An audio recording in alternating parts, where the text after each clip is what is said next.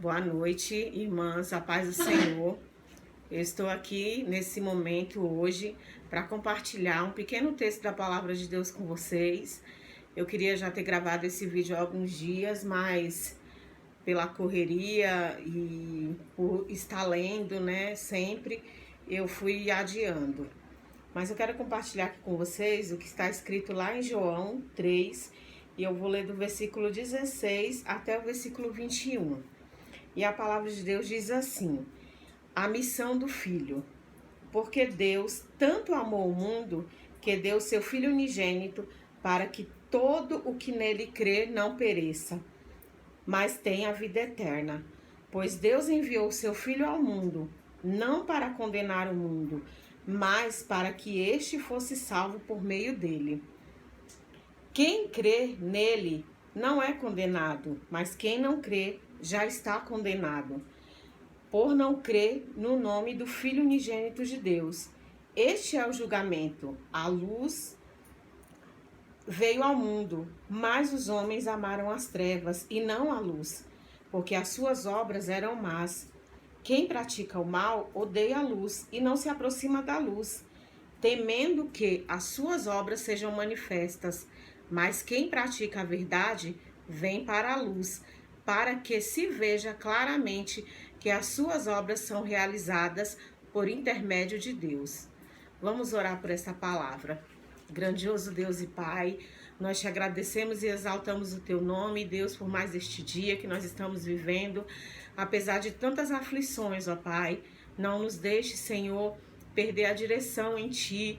Não nos deixe, ó Pai, deixar de compreender qual é a missão de cada um de nós aqui sobre a terra. Usa, Senhor, a tua filha neste momento, não para pregar uma palavra, mas para esclarecer, trazer uma palavra de esperança.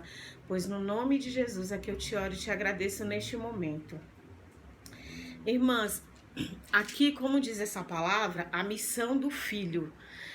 E o que eu vejo aqui nessa palavra é que Deus, o nosso Deus poderoso, ele tanto amou as pessoas, quando diz mundo, a gente diz pessoas, que ele amou tanto a criação dele, que ele não podia deixar que essa criação acabasse ali como foi o cenário do Jardim do Éden.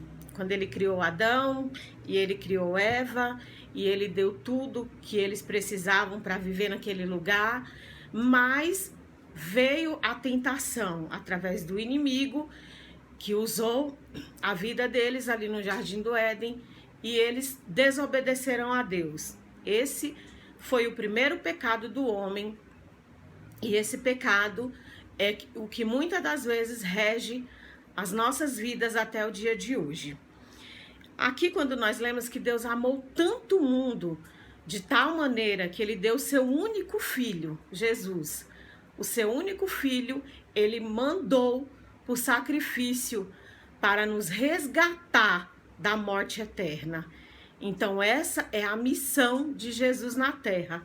A missão de Jesus é resgatar a alma dos homens que já estava perdida, entregue nas mãos de Satanás, através do pecado, das desobediências quando aconteceu no Jardim do Éden. Mas o que eu quero frisar com vocês nessa noite é que aqui na palavra fala que Deus enviou o Filho ao mundo não para condenar o mundo, mas para que o mundo fosse salvo por Jesus. E muitas das coisas que nós estamos vendo sendo pregadas nos dias de hoje é que Deus, ele condena, ele mata, ele vem para julgar. E a gente escuta muito esse tipo de pregação. E eu não estou dizendo que o nosso Deus, ele não julga, porque a palavra dele diz que ele é o justo juiz. Ele é o único justo juiz que nós podemos conhecer, porque ele conhece os pesos e as medidas corretamente. Mas o que eu quero trazer para vocês nessa noite é uma palavra de esperança, que aqui diz que aquele que não crê, ele já está condenado, mas aquele que crê, ele não está condenado. E isso diz que o Filho de Deus, ele veio ao mundo, mas os homens amaram mais as trevas do que a luz. Porque quando nós estamos na luz, a luz, o que ela faz? Ela revela algo. Quando nós acordamos na madrugada para tomar um copo d'água ou para fazer alguma outra coisa, muitas das vezes nós acordamos em meio ao escuro porque já conhecemos a nossa casa. Eu posso ir à geladeira, pegar um copo d'água, beber, voltar para minha cama, deitar. Eu conheço o ambiente onde eu estou. Mas essa luz aqui que fala que é a luz de Cristo, é que o mundo estava em trevas. E o que eu entendo como trevas? Escuridão. É uma densa escuridão. Não é essa escuridão de ambiente que nós sentimos. Às vezes a criança tem medo do escuro porque ela não conhece o ambiente. E mesmo que ela conheça, para ela é muito escuro, então ela acaba apavorada. Mas essa escuridão que traz aqui, dizendo o mundo estava em trevas, em densas trevas. E as pessoas, elas não quiseram receber a Cristo, porque Cristo é a luz do mundo. E através de quando Cristo entra na vida de alguém, essa luz, ela acende e ela revela coisas. E eu não estou falando aqui necessariamente que vai revelar coisas que você guarda. Mas a luz, quando ela chega, ela clareia todo o ambiente. E a função da luz é mostrar ao mundo que nós estávamos andando em direção oposta àquilo que Deus quer na nossa vida. Nós estávamos andando em direção errada, como hoje nós estamos vivendo em direções erradas. Estamos aí enfrentando algo que nunca acharíamos que enfrentar, principalmente no nosso país. Estamos enfrentando essa quarentena, esse vírus. E eu fiquei estou muito indignada com muitas coisas que nós cristãos estamos espalhando na mídia. Isso me assusta de uma tal maneira, porque sai fora do controle, sai fora de tudo aquilo que Deus quer para nós. Irmãos, se nós temos a luz do mundo, que é Cristo, eu sei que nós vamos viver situações de pavor, pavorosas. Por que nós tememos a morte? Porque nós não conhecemos a morte. Sabemos que ela é uma separação entre a carne, né, para viver neste mundo, para irmos para uma outra dimensão que nós não conhecemos, que se chama a morte. Isso nos assusta. Mas o que mais nos assusta são as notícias que nós, como cristãos, estamos espalhando. Ouvimos alguma coisa, recebemos um vídeo e imediatamente clicamos e mandamos para muitas e muitas e muitas pessoas. Enquanto neste momento nós deveríamos fazer a missão de Deus, a missão do Filho, que é a missão de Cristo. Irmãos, nós somos trombetas na terra. Nós somos trombetas usadas para levar a palavra de salvação. Jesus, ele já veio, ele habitou aqui 33 anos, ele cumpriu o ministério com os apóstolos, ele morreu, ao terceiro dia ele ressuscitou e ele subiu aos céus e ele prometeu que voltaria porque ele tinha ido preparar morada para nós. É nisso que nós temos que crer. Eu não vou dizer para vocês que essa situação que nós estamos vivendo, dessa pandemia, não me assusta. Ela me assusta. Eu tenho medo, nós temos medo. Por que nós sofremos quando perdemos um ente querido? Porque é a separação de alguém que nós amamos. É alguém que foi embora que nós não vamos ver mais. É diferente de alguém que mudou de uma cidade para outra, que você liga, você espera a oportunidade de um final de ano fazer uma visita. Essa é a separação para sempre. Não vamos ver mais aquela pessoa, né? E por isso nós sofremos tanto. Mas o que eu quero dizer para vocês, irmãs, para que vocês pensem e reflitam, que este é o momento de nós aproveitarmos essa situação, quando as pessoas elas estiverem dizendo que o governo isso, que o governo aquilo, porque agora se culpa o presidente por fazer isso. Eu não estou aqui para defender o presidente, eu estou aqui para dizer para vocês que este é o momento da nação clamar. É a hora do Brasil clamar a Deus. Porque nós gostamos muito de tudo que é de fora. Se vê muito, porque brasileiro gosta muito de coisas dos Estados Unidos. Nós valorizamos muito as coisas dos Estados Unidos. Enquanto isso, tudo que é no nosso país, nós desvalorizamos. E agora estamos vivendo esse momento crítico. Mas este é o momento de não dizer mal do nosso país, não dizer mal do nosso governo, porque esse governo que está estabelecido na terra, ele foi entregue aos homens. Mas nós sabemos que tudo está segundo a vontade de Deus, e vai vir o reinado de Cristo, e é esse o reinado que nós tanto esperamos. Essa é a missão do Filho de Deus, é que ele vai voltar, ele vai buscar uma igreja limpa, lavada, remida pelo sangue do Cordeiro de Deus. E é isso que nós temos que nos preparar, é que no meio dessas notícias tão terríveis que nós escutamos, que nós ouvimos, que nós possamos não deixar a nossa fé ser abalada. É que nós possamos dizer: eu sei que o meu Redentor vive e ele virá nos buscar. Isso não é história de livro, isso não é história da carochinha, como muitos dizem. Isso não é história porque no tempo da minha tataravó eu já ouvia dizer que Cristo ia voltar e 2020 anos se passaram e nada aconteceu. Geração após geração foi passando, foi morrendo e não viu isso acontecer. E agora nós estamos vivendo esse marco na história da humanidade, né? Nós estamos vivendo isso e aí se dizem muitas coisas, que o anticristo vai surgir, que tudo isso é cumprimento da palavra. Nós sabemos que a palavra de Deus, lá em Mateus 24, diz que esse seria o princípio de dores. E o que é o princípio de dores? É tudo que nós estamos vivendo, enfrentando guerras, pandemias, enfrentando ódio, enfrentando pais matando filhos, filhos matando pais, enfrentamos esse feminicídio que tem crescido de uma maneira assustadoramente, estamos vivendo momentos de pedofilia. Tudo isso nós estamos vivendo no nosso país. E eu fiquei assustada ontem, quando eu passei ali, que eu pego o trem para ir trabalhar, e ali na Júlio Prestes, a Cracolândia, ela está lotada de pessoas.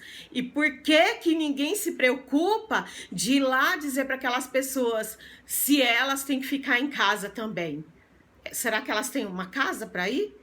Talvez elas tenham casa e elas não queiram estar nessa casa. Mas a casa que nós temos que ir lá dizer para elas que elas precisam ficar é a casa de Cristo. Elas precisam de Cristo na vida delas. Porque se nós dizemos que nós somos a igreja, que a igreja não é o templo onde a gente adora, onde a gente está acostumado, reunir com os nossos irmãos e adorar. E esse lugar é um lugar que se chama templo, é um lugar que nós adoramos em conjunto. Mas o que é a igreja? A igreja sou eu e é você. E será que nós vamos nos calar diante dessa situação? Será que nós vamos ter medo de ir lá e falar para as pessoas que elas precisam de Cristo? Elas precisam dessa luz, essa luz que a palavra de Deus diz que veio ao mundo, mas os homens amaram as trevas e não a luz. Porque a luz ia revelar as obras dos homens, as obras que eles praticavam, o pecado que eles praticavam, as coisas que eles praticavam. E quando essa luz chega e ela confronta com aquilo que o homem e a mulher está acostumado a fazer e a viver em pecado, essa luz ela traz uma limpeza espiritual, ela traz uma mudança de vida, ela traz uma transformação, ela traz uma renovação na vida do ser humano, ela traz uma mudança de vida. E o que é uma mudança de vida? É deixar de viver sem esperança para ter esperança naquele que vai vir buscar a igreja, que é Cristo. Então é isso que nós temos que levar às pessoas, é uma palavra de esperança. Não precisamos ficar aí divulgando que é o anticristo que vai surgir, porque essa não é a obra que o Senhor quer de nós. A obra que Ele quer de nós é que nós que nós falamos que ele vai voltar. Que ele vai voltar para buscar os filhos dele. Aqueles que se fizerem filhos por meio da adoção, através de Jesus Cristo, se tornarão filhos de Deus. E se tornando filhos de Deus, serão salvos. Porque o preço já foi pago lá na cruz do Calvário. Quando os homens o mataram, quando os homens o chicotearam, quando os homens fizeram ele andar com aquela cruz pesada sobre os ombros, no caminho do Gólgota. Aquele foi o preço pago pela minha e pela tua alma.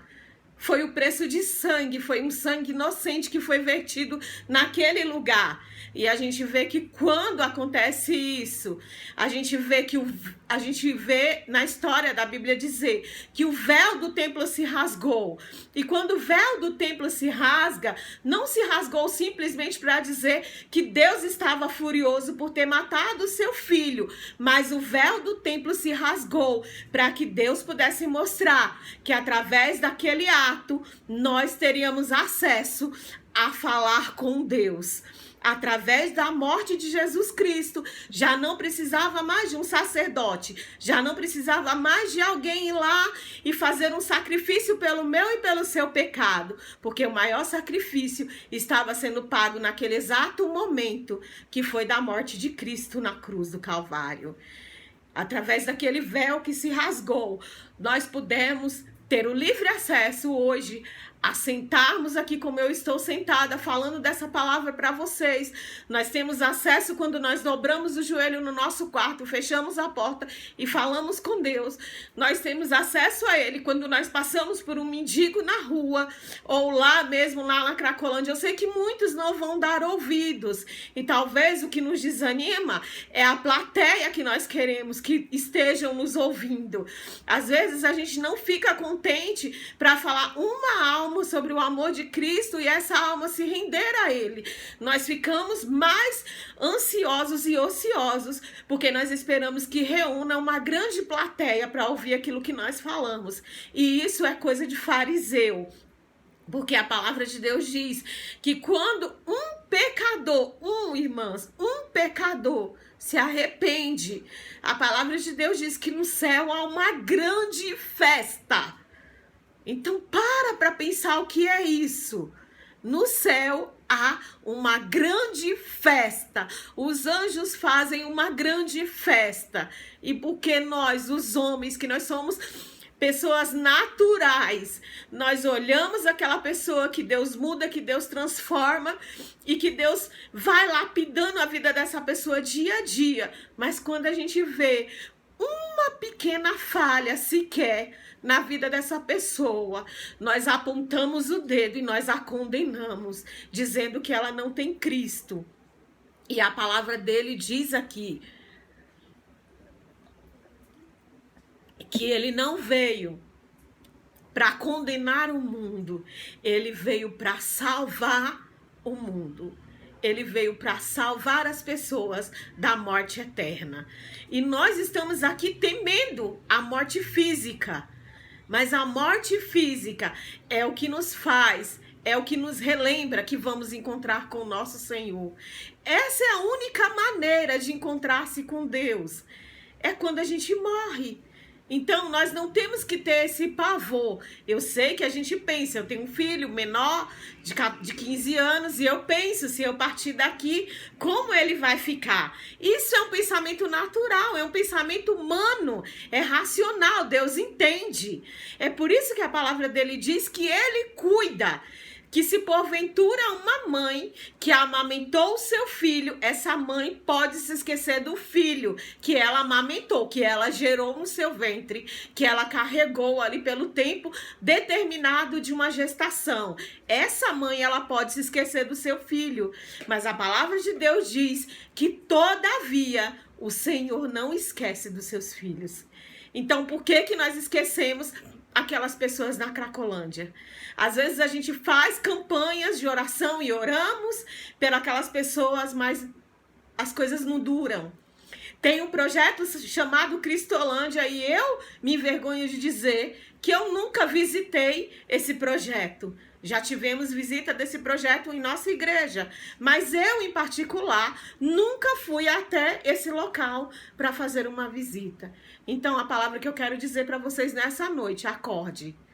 Acorde e seja uma trombeta do Senhor na terra e pregue a palavra dele. Porque a palavra dele diz que nós temos que pregar em tempo e em fora de tempo. Então não precisamos dizer que esse é o tempo de ficarmos calados devido ao coronavírus, uma doença que não conhecemos, uma doença desconhecida. Mas Deus, ele conhece porque ele é sabedor de todas as coisas. Ele sabe como surgiu, ele sabe como foi criado, ele sabe como foi infectado esse vírus, ele sabe como foi alastrado, porque ele é sabedor de tudo. Então parem de ficar divulgando notícias que não traz crescimento, que não traz elevo espiritual para a vida de vocês e nem para a minha. Eu não quero receber mais vídeos. As pessoas me mandam todo momento e eu nem abro muitas das vezes. Às vezes a gente até abre aqueles vídeos engraçados para poder ter um pouco de momento de descontração. Mas o que eu quero trazer para você nessa noite é uma palavra de alerta. Acorde, abra os teus olhos, abra os teus ouvidos, porque a palavra de Deus também diz que os homens nos finais dos tempos seriam mais amantes de si mesmos. Os homens não teriam amor, e esse amor está faltando em nós cristãos. Não é amor lá no mundo não, porque quem está lá no mundo só ama por interesse, só ama porque vai receber algo em troca. Mas nós cristãos também estamos fazendo a mesma coisa. Também estamos fazendo a mesma coisa, porque quando nós dizemos, Senhor, eu vou pregar a tua palavra, se o Senhor fizer isso, isso e isso, nós também estamos fazendo como o mundo. Nós estamos amando em troca de receber algo. E Jesus, ele deu a maior prova disso. Ele amou sem pedir nada em troca, porque naquele momento de grande angústia na cruz do Calvário, as únicas palavras que o Senhor disse naquela cruz foi quando ele salvou aquele outro que estava ali pendurado no madeiro junto com ele, que pediu para que ele se lembrasse dele quando entrasse lá no paraíso. E Jesus fala para ele, se tu creres no Filho de Deus, hoje ainda estarás comigo no paraíso. Depois Jesus, ele fala para Deus perdoar os homens, porque eles não sabiam o que faziam. Ele dizia, Pai, perdoa-os, porque eles não sabem o que fazem. E a terceira vez que eu vejo Jesus clamando a Deus é quando ele fala para o Senhor e ele diz, Eli, Eli, lama sabachthani, que significa, Deus meu, por que me desamparaste? E naquele momento, Jesus humanamente, ele sentiu como eu e como você. Talvez você tenha um parente que você diga, irmã, mas eu tenho um parente que está suspeito do Covid-19. Eu tenho um filho ou uma filha que eu não posso ver porque está isolado. E eu vou te dizer, Jesus estava isolado naquele momento. Porque Deus não habitava no meio do pecado e não habita. Esse foi o único momento que houve a separação entre Deus e Jesus. Foi no momento que Jesus estava carregado pelos nossos pecados. E ali, Jesus, ele fala para aquela humanidade, ele expira e ele morre. Ele entrega o seu espírito a Deus. Então, abra os seus ouvidos, abram os seus olhos e não vejam o que a mídia quer que vocês vejam, mas vejam o que está escrito na palavra do Senhor. Veja o que aqui está escrito, porque aqui contém todas as verdades que nós precisamos. O jornal de amanhã, a notícia de amanhã está aqui. A notícia do final dos tempos, ela já está aqui. Nós não precisamos de nada. Nós não precisamos dessa mídia alarmante. Nós não precisamos de nada disso que está acontecendo aí. Então, a missão do Filho de Deus é que ele veio salvar o mundo.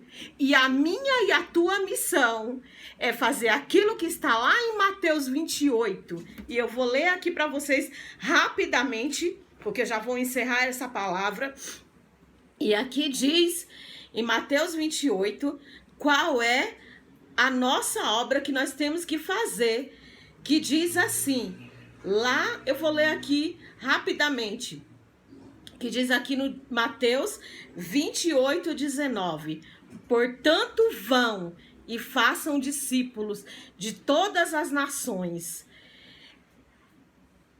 em nome do Pai, batizando em nome do Pai, do Filho e do Espírito Santo, e ensinando-os a obedecer a tudo que eu lhes ordenei. E eu estarei sempre com vocês até o fim dos tempos. Então é aí que Jesus ele vai estar conosco até o fim dos tempos. E a nossa missão é essa, é ir pregar a palavra, batizar, ensinar em nome do Pai, do Filho e do Espírito Santo. Eu creio que essa palavra, ela vai trazer um grande conhecimento para você nessa noite. E eu creio que Deus ele tem algo grandioso para você. E somente neste momento eu quero entregar ao Senhor esse momento que Ele preparou. Agora eu entendo porque demorou tantos dias para que eu pudesse fazer esse vídeo para vocês. O Senhor, Ele é poderoso, Ele é maravilhoso. Então, que nós possamos cumprir o ID de Jesus, com coronavírus ou sem coronavírus, com qualquer outra epidemia ou pandemia que vá surgir no mundo, que nós possamos usar essa ferramenta que se chama internet para que nós possamos anunciar a volta de Cristo. E é isso que Ele quer que nós anunciemos. Não é quantas pessoas a Covid-19 vai matar, se ela vai ceifar 200 mil, 300 mil, 1 milhão. Mas Jesus, Ele quer que nós levamos essa palavra de salvação, que independente de quantas pessoas o Covid-19 matarem, essas pessoas elas têm que estar com Cristo, com a alma delas entregue a Jesus. Amém? Grandioso Deus e Pai, obrigada, Senhor, por esta palavra, Deus, maravilhosa. Obrigada por este momento, Pai, porque eu sinto a Tua presença e sei que Tu falou grandemente ao meu coração. E cada pessoa, Deus, que abrir esse vídeo, que elas possam, Pai, ter paciência de ouvir e assistir esse vídeo, não porque sou eu que estou falando, mas porque é a Tua palavra, Deus, que se manifestou nessa noite através desse pequeno vídeo. Em nome de Jesus eu te entrego todas as famílias, Senhor, não só do Brasil, mas do mundo nas Tuas mãos. Todos os governantes do mundo inteiro, Senhor, e principalmente o nosso presidente nas Tuas mãos, porque ele está, Senhor, passando situações difíceis. Nós oramos pela nossa nação, em nome de Jesus. Amém.